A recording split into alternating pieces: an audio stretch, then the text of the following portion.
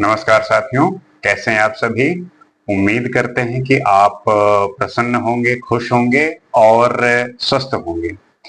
जैसा कि नित्य हम किसी न किसी विषय को लेके चर्चा करते हैं, वाद विवाद करते हैं, बात करते हैं, समझते हैं कि किसी भी विषय का जो उसका अपना एक उद्देश्य है, उसकी जो अपनी कमजोरियां हैं, उसके जो अपने कठिनाइयां हैं और उनसे कैसे हम सीख सकते हैं और उनमें क्या क्या हम इम्प्रूव कर सकते हैं, इन सारी बातों को ध्यान में रखते हुए उस पे बातें करते हैं, समझते हैं। और इस विषय में आज हम बात करेंगे कि एक मजदूर मजदूर क्यों है और एक मालिक मालिक क्यों है।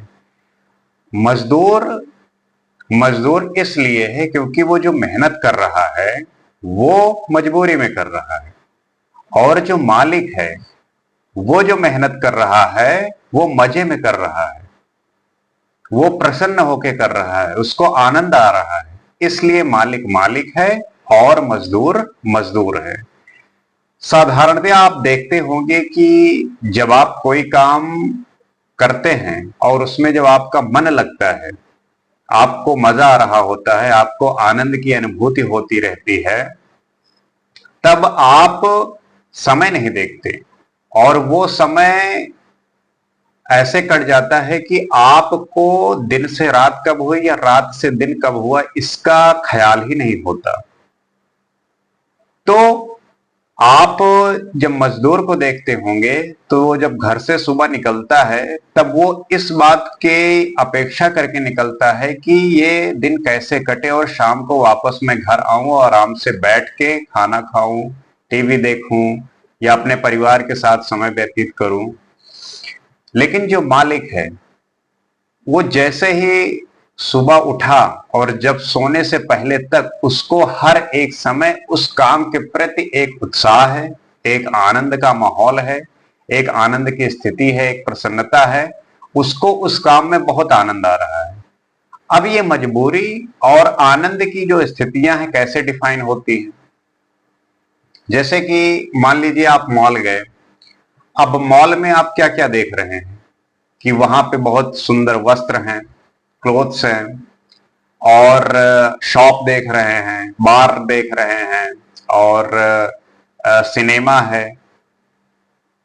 बार में देख रहे हैं स्त्री हैं, पुरुष हैं, और शराब है। हर मतलब माया से संबंधित जितनी भी चीजें हैं वो आपको दिख रही हैं, तो उसमें आपको आनंद आ रहा होता है।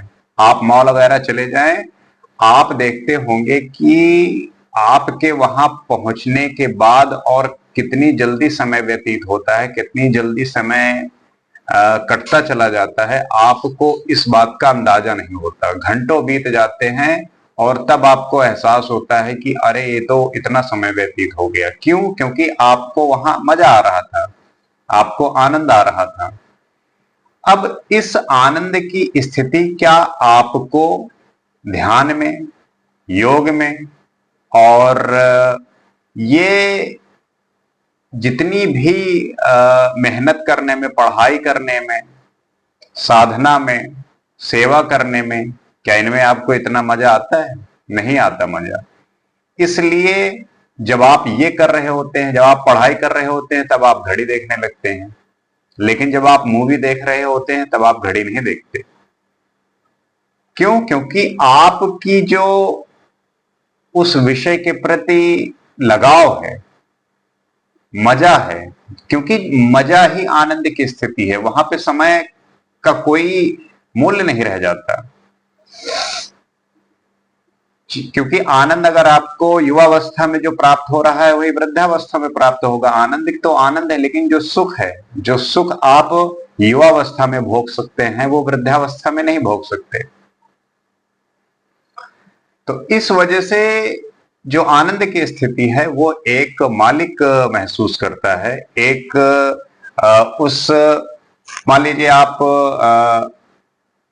कंपनी में, किसी कंपनी में काम करते हैं, तब आप देखते होंगे कि आप सुबह घर से निकले और जैसे घर से निकलते हैं तब आपको इस बात का हमेशा एक अंदाजा सा रहता है, या आपको ये इस बात का एक ख्याल रहता है कि दिन कैसे काट के शाम को फिर से घर आना है। और जो मालिक निकलता है तो देखते होंगे मालिक जो है बहुत देर तक काम करता है, लास्ट तक काम करता है। उसकी अपनी एक वो मेंटल स्टेटस है कि उसको उस बात का अनुभव है कि मुझे इसमें वो मजा है जो घर जाके मिलेगा, उससे ज्यादा ही मिलेगा। तो इन जो ये जो डिफरेंसेस हैं यही क्रिएट करते हैं एक मजदूर होने के, एक मालिक बनने के। और आपको मैंने बताया कि मजा आपको किस चीज में आता है और आपको समय काटने का भाव किन स्थितियों में आता है। जैसा कि मैं पिछली ही वीडियो में बात करता रहता हूं और कई बार जिक्र किया है कि आज के टाइम पे आप देखते होंगे कि सारा जो संसार है वो विज्ञान की तरफ जा रहा है, साइंस की तरफ जा रहा है, और जाना भी चाहिए। क्योंकि इतने वर्षों तक जिस धर्म से ये दुनिया चली है उससे मानव विकास की बहुत दुर्गति हुई है। और जब से साइंस आया है उसमें बहुत ज्यादा उन्नति हुई है और मनुष्य अपने अंधविश्वासों से हटकर एक सत्य की ओर जो है अग्रसर हुआ है। लेकिन जो धर्म है या था वो भी सही मानक में सही रास्ता ही दिखाने का काम किया है, लेकिन बहुत सारे ऐसे अज्ञानी पुरुषों के द्वारा या बहुत सारे ऐसे शासकों के द्वारा ऐसे भ्रम फैला गया, ऐसी बहुत सारे घटना हुई जिसके परिणाम स्वरूप आपको धर्म का जो असली मतलब है उससे हटाया गया, उससे भरमाया गया। क्योंकि धर्म का तो मतलब ही विज्ञान है और इस धर्म के मार्ग में चलते हुए ही आप उस सत्य को प्राप्त करेंगे, उस सत्य को जानेंगे। अब एक जो धर्म है, जो धर्म व्यक्ति के अंदर उत्पन्न होता है उसमें भगवत्ता पैदा करने का विज्ञान है। धर्म जो है एक व्यक्ति के अंदर भगवत्ता प्रदान करने का जो है एक विज्ञान है, आप ये कह सकते हैं। क्योंकि वही एक स्थिति है जिसके माध्यम से आप वो प्राप्त कर सकते हैं। क्योंकि हर एक मनुष्य का ये उद्देश्य होना चाहिए कि उसको इंद्रियों से चेतना की ओर जाने का मानवता का स्वभाव होना चाहिए। इंद्रियों से चेतना की ओर जाना ये मानव का स्वधर्म होना चाहिए, उसका कर्तव्य होना चाहिए। क्योंकि इंद्रियां ही आपको भ्रमित करती हैं और भ्रम से ही आपको दुख उत्पन्न होता है। तो हर एक व्यक्ति को उसे इंद्रियों से चेतना की ओर, सेंसेस से कॉन्शियसनेस की ओर हमेशा अग्रसर होना चाहिए, उसको धारण करने का प्रयास करना चाहिए। क्योंकि आप देखते होंगे कि जब तक व्यक्ति युवावस्था है, उसके सेंसेस काम कर रहे हैं, तब तक वो भोग करता है। लेकिन जैसे ही इंद्रियों की जब उसकी ताकत खत्म हुई तो वो बेसहारा हो जाता है। और जैसे ही बुजुर्ग हुआ तो उसकी तमन्नाएं इतनी ज्यादा होती हैं कि फिर वो भोग नहीं पाता, और जब भोग नहीं पाता तो फिर उसको दुख का जो सामना करना पड़ता है वो बड़ा मुश्किल होता है। तो इस स्थिति को जानते हुए, समझते हुए, जिस अवस्था में हैं अभी, आप उस पर ध्यान देते हुए इस बात को अपने दिमाग में बैठाएं और इस पे काम करें। क्योंकि अब इस स्थिति से बचाने के लिए, मान लीजिए कोई व्यक्ति है जो सेंसस पे जी रहा है और उसको बड़ा मुश्किल हो रहा है कॉन्शियसनेस की ओर, चेतना की ओर बढ़ना, तो उस स्थिति में गुरु आता है। आप किसी गुरु को जो है साध सकते हैं, किसी गुरु का शरण ले सकते हैं, वो गुरु आपको मार्ग दिखाएगा। क्योंकि कहते हैं कि यह तन विष की वेलरी, गुरु अमृत की खान। ये जो तन है ये विष की वेलरी है, ये विष से भरा हुआ है। और जो गुरु है, जो मेंटोर है, जो एक राइट पर्सन है, वही आपको उस मार्ग पर ले जाएगा। वही वहीं से आप जो है अपनी जो स्थिति है एक दुर्गति होने की, उससे आप आगे बढ़ेंगे, उस स्तर से आप ऊपर जाएंगे। और जो ध्यान है वो यही बात समझाती है कि अपने मन की दशा को देखना। आप जो कर रहे हैं, what you are doing right now, present में जो आप कर रहे हैं, इस पे ध्यान रखना। जैसे होता नहीं, सीसीटीवी कैमरा लगा होता है, आप कोई भी कृत्य कर रहे हो वो कैप्चर करता रहता है। तो आप जो ध्यान की अवस्था है, जो मेडिटेशन की अवस्था है, वो कहते हैं मेडिटेट करना, ध्यान करना, वो यही है कि आप अपने मन पर हर एक समय उस दशा को देखते रहें, उस पर ध्यान रखना। आप देखते होंगे जब कोई छोटा बच्चा कहीं खेल रहा होता है तो उसके माता पिता जो है आसपास ही रहते हैं और हमेशा उस पर ध्यान लगाए रखते हैं कि कहीं मेरा बच्चा कहीं बाहर ना चला जाए, या कोई चोट ना लग जाए, या कोई चीज लग ना जाए। तो इसी तरीके से आप अपने मन पर ध्यान रखिए। जब आप मन पर ध्यान रखेंगे तब आपको चीजें समझ में आएंगी कि कितनी गलतियां हम अपने इस मन के द्वारा करते रहते हैं। So it is very important to know how it's work. और जब आप इस पे काम करेंगे, इसको साधेंगे, जानने का प्रयास करेंगे, तब आप इन चीजों को धीरे धीरे धीरे धीरे आप प्राप्त करने लगेंगे, जानने लगेंगे। क्योंकि जैसा कि मैं बताया हूं कि जो सुख है वो क्षणिक विचार शून्यता है, एकदम क्षणिक। जो सुख की अनुभूति हो रही है, जैसे आप खाना खा रहे हैं, आपको खाना बहुत पसंद है।